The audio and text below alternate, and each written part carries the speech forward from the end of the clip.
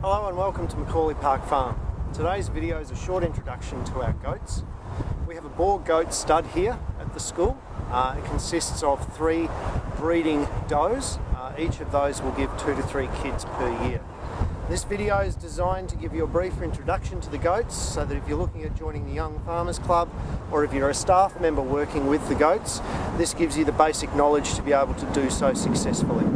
Before we go into the paddock, I'll just point out that the gate needs to remain closed at all times. Anyone entering or exiting the paddock has to do so either as a trained staff member or as a student who's been trained in the presence of a trained staff member, which at this stage would be me. So welcome to our farm and let's learn a little bit more about the goats. Okay, well as you can see I have our goats behind us. Now today's a bit of a windy day and they're a food animal, so they will become very flighty if I try and approach them in the wrong way.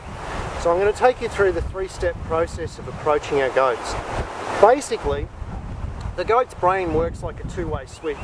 They're either engaged with you and looking at you, in which case you can approach them, or they turn away from you, and that's an indication that they're about to run. Now, having a pregnant doe like this running around the paddock being chased by people is not ideal, and it can cause a great deal of stress and death to the unborn fetus. So we need to make sure that when we approach the goats, we do so in the right way. I'm going to demonstrate the 3-step approach. Basically, when they're looking at you, walk slowly. When they turn their head, stop. Wait for them to turn their head to you again, and continue walking slowly towards them.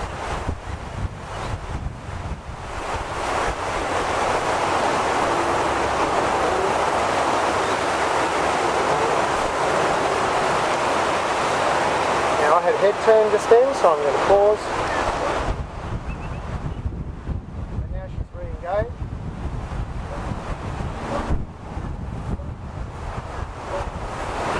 And that's a successful approach. Okay, so when we're handling our goats, it's really important not to put our hands, if we don't know the goats, it's really important not to put our hands up underneath their horns. Because if they lift their head back, that can break your fingers. So it's really important, you can touch them up here and you can touch them down along the wither, but it's really important when you're getting used to them not to put your hands in this region here at all. When we're handling the goats and we need to hold them still for any length of time, we never use the collar. Instead, what we should do is we should hold a horn and step over the goat.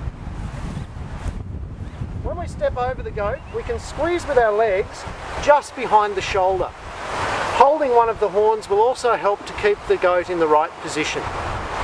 You should never lift a goat by the horn or pull excessively on the horn, but the horn can be used to guide the head and point the goat in the right direction. They don't particularly appreciate being handled by the horns, so try and limit it, but often when you're controlling a goat on and off a trailer or trying to catch a goat for grooming, the horns are a good way to go. Never just pull on the collar because that will choke the goat. They're a very stubborn animal. Now as you can see, our goats are really friendly and they're not malicious at all. They won't butt us. When they have kids, however, they will have bucks and they will have does. Young bucks should never be patted up on the front of their head. This encourages the buck to butt and encourages it to play games of dominance. We don't want that in a young male goat. So by all means, with the ladies, you can pat them up here and they don't actually mind a bit of a scratch up here, they really appreciate it. But with a buck, you should never do that. Always concentrate on patting a buck in and around the withers and on the back. That's where they appreciate being patted. So a couple of features of the goat's yard that need to be pointed out. The first one is the water trough. The water trough should be cleaned out every couple of weeks. Basically, this trough is constantly fed through a ball valve and it maintains a constant level. But the goats have feed and things in their mouth, that gets into the water and bacteria and algae start to grow. So every couple of weeks we have to siphon out the water container, scrub it nicely with a brush and a broom and replace it with nice fresh water. Every day the water needs to be checked because a pregnant doe or a lactating doe can go through as much as 10 litres of water per animal per day.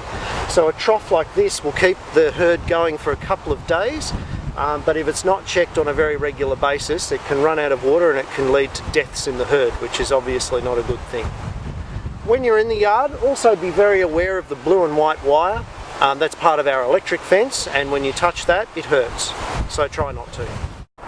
Okay, so getting to feeding goats. You'll notice that there are 2 steel bins, and then there's oat and chaff, which is kept in a large plastic bin. It's a very simple process for feeding the goats. In the first of the bins, we have seeds.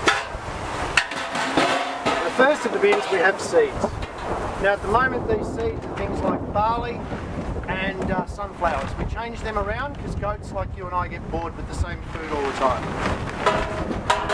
Goats need half a scoop of the seed mix, just under half a scoop of the feed mix, put into a feed container every day.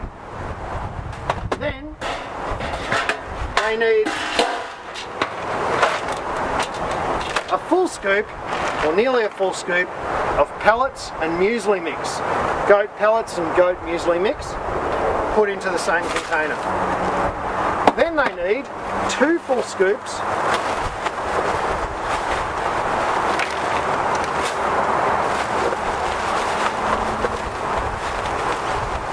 of chaff put into the same container. So you just think about doubling it each time. Half a scoop of seeds, double that and it's a full scoop of muesli mix, double that and it's 2 scoops of oat and chaff. So start at half and double each time.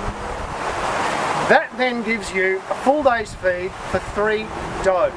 That needs to be spread out across the 4 containers in the goat's paddock. If you don't put the feed in 4 separate containers, the dominant goat will chase the other goats away. The only other thing that you have to have in the paddock for goats at all times is a salt lick. The reason why we use salt licks in Australia is because goats aren't from here and they are lacking the nutrients that are found in soils in Africa in Australian soils. So particularly cobalt and selenium are really necessary for goat health. So the block has to be kept in the paddock at all times, and you'll find that in the goat's shed. Thanks very much for watching, guys, and I hope this helps you with your test.